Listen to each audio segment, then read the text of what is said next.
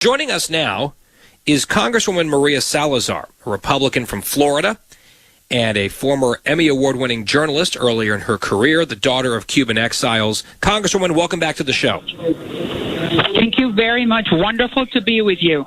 So I watched quite a bit of Vice President Kamala Harris's Univision town hall last week. I know that there were some clips that were shared. I think she had some better moments and some worse moments. President Trump has his version of that coming up tomorrow in Miami. I know you've been thinking through that event, maybe working with him and his team. What can you tell us about what we should expect? Well, I think it's a historical moment because it's going to be the first time that a Republican president is going to be able to talk directly with the Hispanics through Univision, which is one of the main outlets to get to the Hispanic community. Remember, we are the largest minority in the country.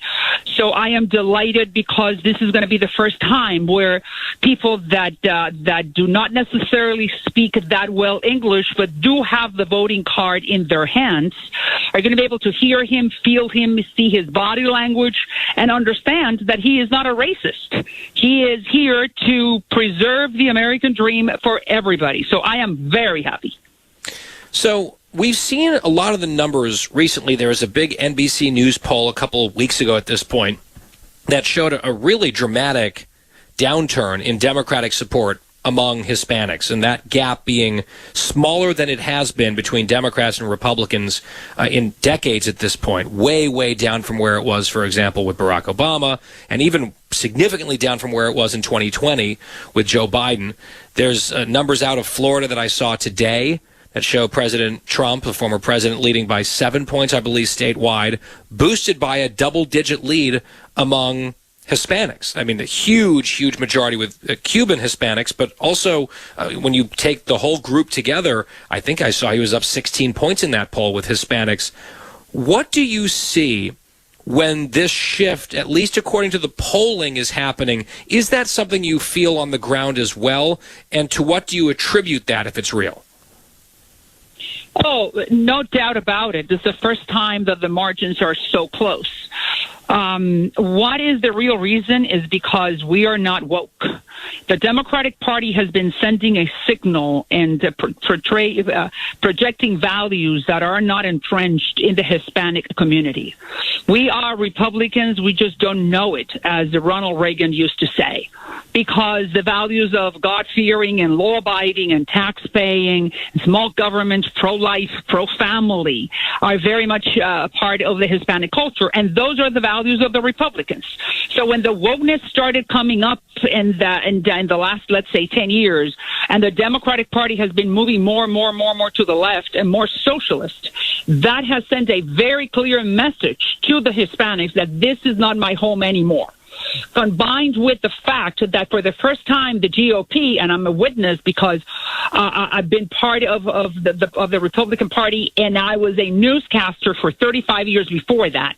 This is the first time that the Republicans are making an effort to reach out to the Hispanics, send them the message that they're welcomed in the Republican Party, and that those two have created that shift.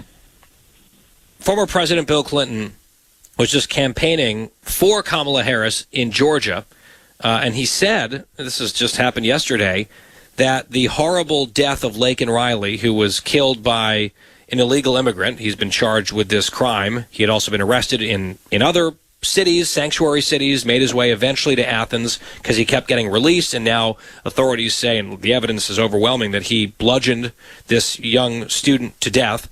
And Bill Clinton said on the campaign trail that murder probably wouldn't have happened if there was proper vetting at the border.